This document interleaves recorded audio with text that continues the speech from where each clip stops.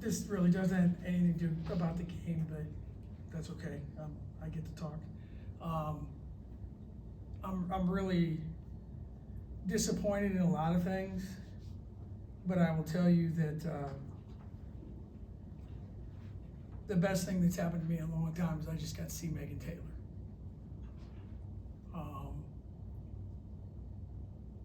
And I have not seen her in a long time. And she means so much to me. She means so much to Iowa State. And no real reason why, but I haven't been blessed to see her. I've seen her kids. But she just came in the locker room, and my life's good now. And there's some people in your life that change your life. And Megan Taylor's one of those people that changed my life. And she changed this program's life. So I apologize for that, but there's certain things that mean more to me than basketball games. And she is one of those people. And to get the chance to see her today was a blessing. So, as far as the game goes, not real hard to figure out. Our guard play was not very good, and their guard play was really good. And can't turn the ball over 25 times. And you know, we're trying to play people that maybe aren't ready for the moment, but we don't really have a choice. But that was the difference. You know, just if you look at the stat line for both teams there, Jordan Harrison was outstanding, and our guards really, really struggled today. And when your guards struggle against pressure defense, you're going to have a problem, and we had a problem today. What did lead to all those turnovers today?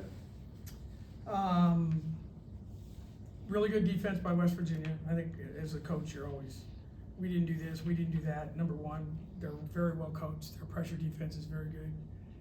And secondly, our decision-making was atrocious. I mean, we talked ad nauseum leading into the game about when you get the ball in the middle of the floor, don't dribble it. And that's what we did.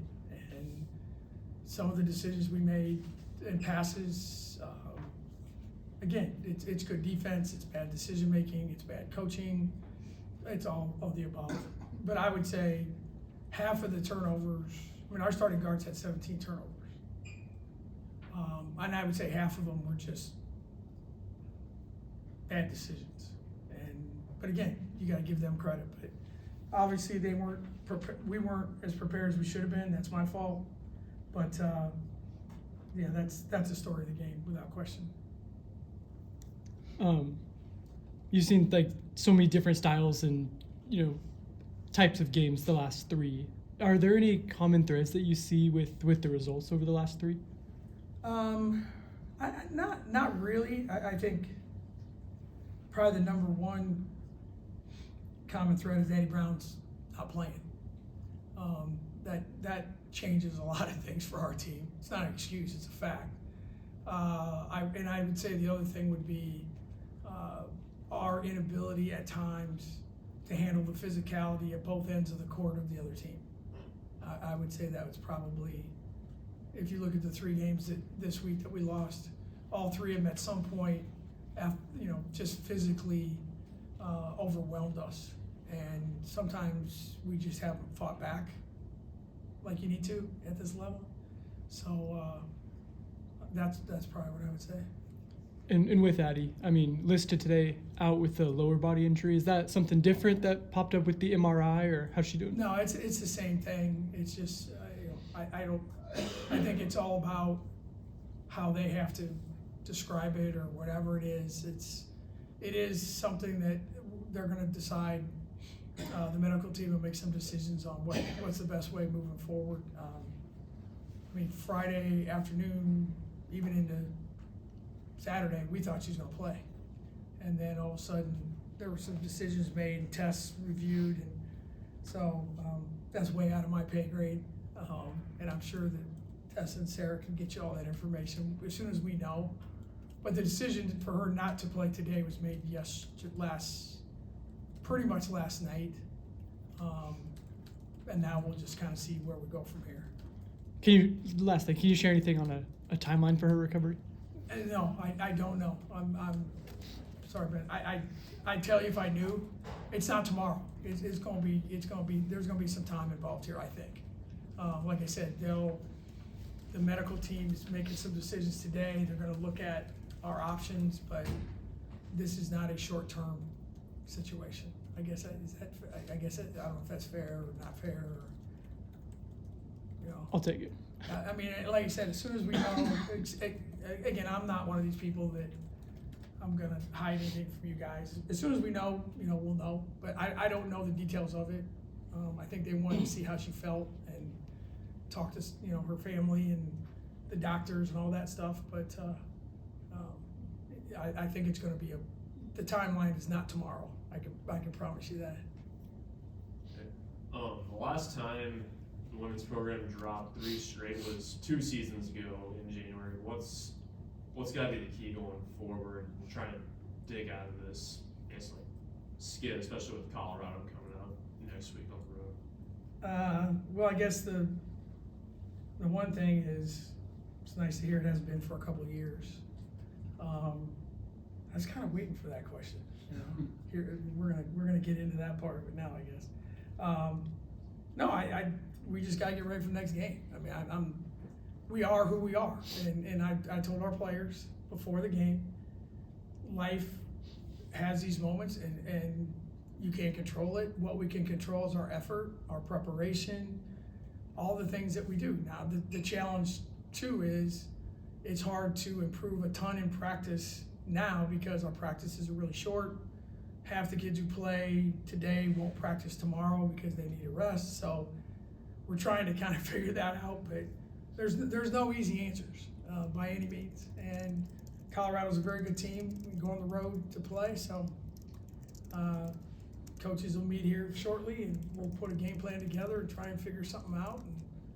But yeah, I don't know that there is a simple way to fix it.